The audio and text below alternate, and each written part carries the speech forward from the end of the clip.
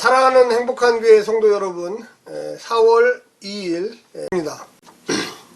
오늘도 우리 행복한 교회 성도 모든 가정마다 성령님이 함께 하셔서 승리하는 하루가 되시기를 간절히 부탁드립니다.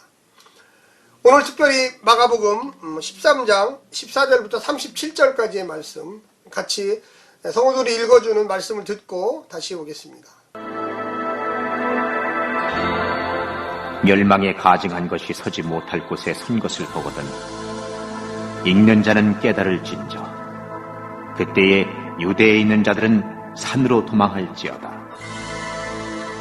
지붕 위에 있는 자는 내려가지도 말고 집에 있는 무엇을 가지러 들어가지도 말며 밭에 있는 자는 겉옷을 가지러 뒤로 돌이키지 말지어다. 그날에는 아이 벤 자들과 젖먹이는 자들에게 화가 있으리로다. 이 일이 겨울에 나지 않도록 기도하라. 이는 그 날들은 환난의 날이 되겠습니다. 하나님의 창조하신 창초부터 지금까지 이런 환난이 없었고 후에도 없으리라. 만일 주께서 그 날들을 감하지 아니하셨다면 모든 육체가 구원을 얻지 못할 것이오늘 자기의 택하신 백성을 위하여 그날들을 감하셨느니라. 그때에 사람이 너희에게 말하되 보라 그리스도가 여기 있다 보라 저기 있다 하여도 믿지 말라. 거짓 그리스도들과 거짓 선지자들이 일어나서 이적과 기사를 행하여 할 수만 있으면 택하신 백성을 미혹해 하려 하리라. 너희는 삼가라. 내가 모든 일을 너희에게 미리 말하야노라.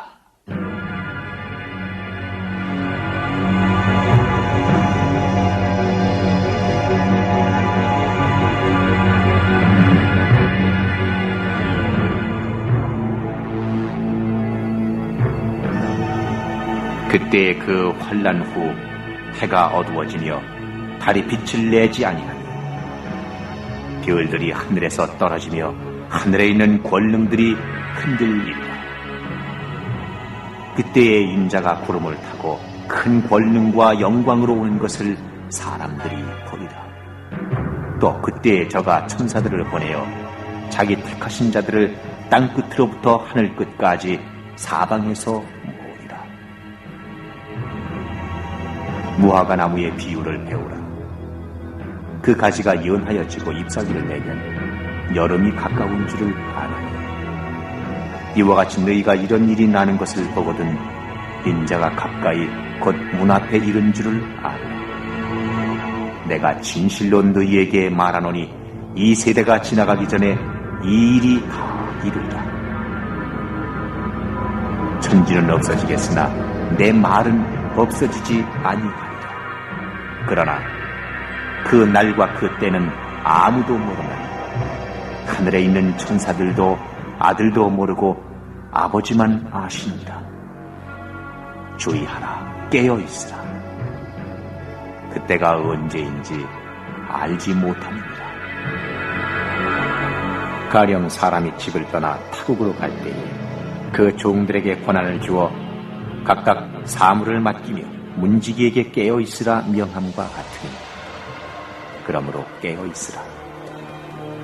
집주인이 언제 올는지 혹 저물 때 엘는지 밤중에 엘는지 다 구울 때 엘는지 새벽에 엘는지 너희가 알지 못함이라. 그가 후련히 와서 너희의 자는 것을 보지 않도록 하라. 깨어있으라. 내가 너희에게 하는 이 말이 모든 사람에게 하는 말이니라 하시니라. 오늘 이 말씀은 사실 읽어보면 읽어볼수록 상당히 두렵고 떨리는 말씀 중에 하나입니다.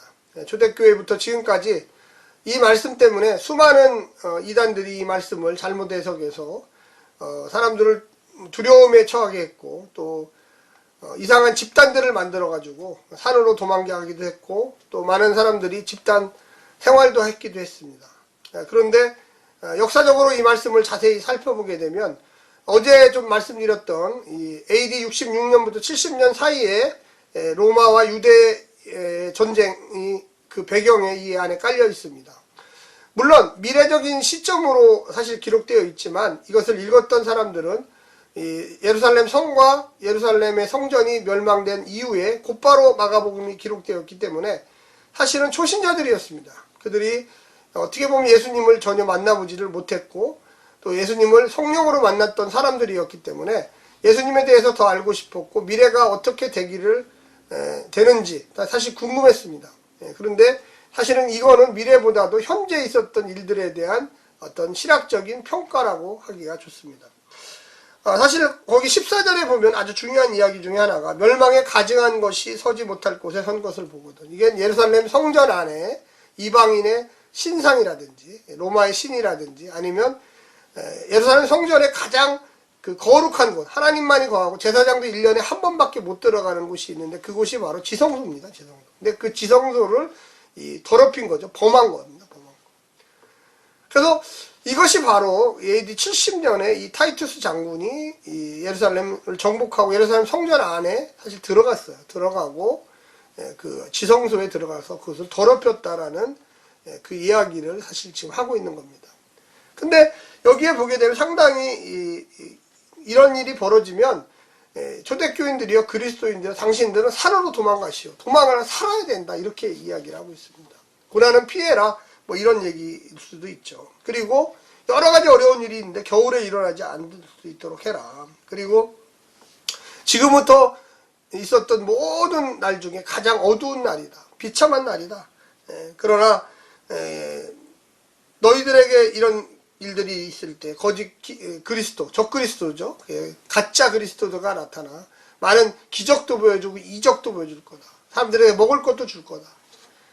뭐 기적과 이사가 다른 것이 아닙니다. 갑자기 맛있는 걸 주고 먹을 걸 주면 배고팠던 사람들은 다 그게 기적과 이사죠.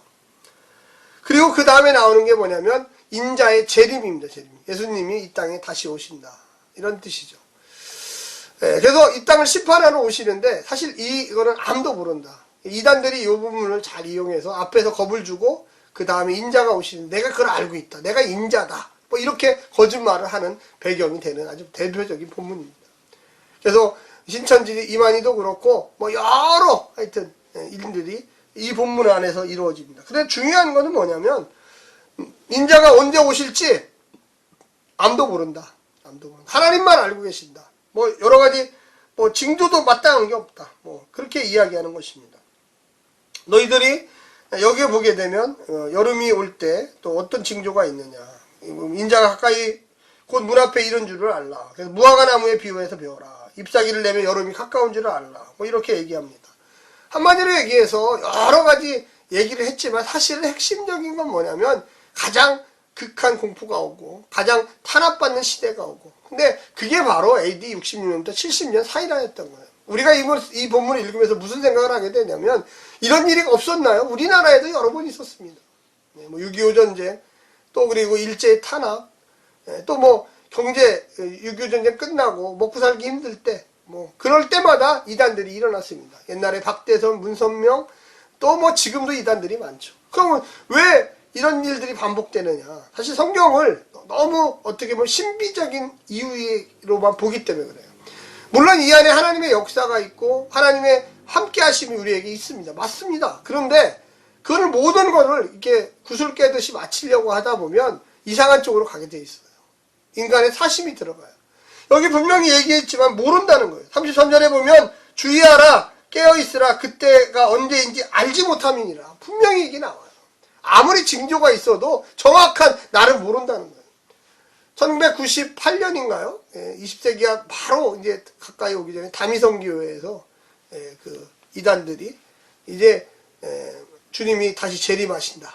그래서 재림 준비해야 된다. 뭐 했는데 역시 안 왔죠. 새로운 밀레니엄이 와도 안 왔습니다. 신천지가 14만 4천 명이라고 하는 그 숫자를 상징적으로 내세우지 않고 문자적으로 내세우다가 자기들이 믿는 그 신천지 집단이 14만 4천 명이 넘어가니까 이거를 싹 바꿔버렸어요, 말로. 한마디로 얘기해서 무언가 자꾸만 주장을 하기 시작하면 성경이 이야기하지 않는데 주장을 하다 보면 거짓말이 들어가게 되고 자기 해석이 들어가게 돼요. 해석도 어느 정도까지 우리가 모르는 거, 잘 모른다고 이야기하는 게 중요합니다. 주님이 여기서 이 본문에서 강조하려고 했던 건 뭐냐면 33절 주의하라 깨어있으라, 또 36절 그가 호련히 와서 너희의 자는 것을 보지 않도록 깨어있으라. 이거 사실 주의하라 깨어있으라 이게 핵심이에요. 신앙생활은요 조금만 느슨해지면 딴 생각을 해요. 조금만 느슨해지면 세상 것들이 들어와요. 조금만 느슨해지면 욕심이 막 생겨요. 조금만 느슨해지면 남의 것을 착취하게 돼요. 조금만 느슨해지면 거짓말을 하게 돼요. 신앙은 그런 겁니다. 하나님의 말씀을 사모하고 이웃을 사랑하고 주님이 주신 시간을 귀하게 여기고 가족을 소중하게 여기고 형제자매 성도 공동체 이것을 소중하게 여겨야 되는데 그게 아니라 내 뜻대로 내 마음대로 교회가 내 거인 것처럼 이렇게 착각을 하기가 쉬워요.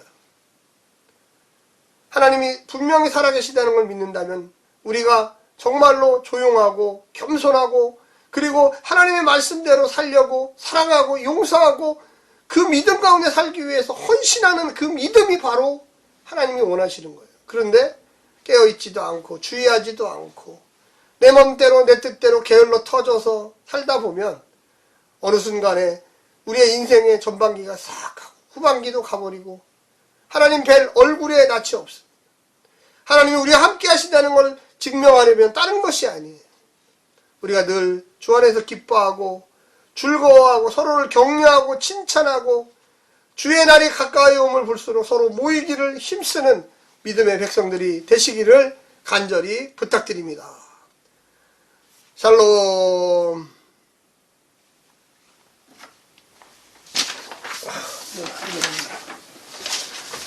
하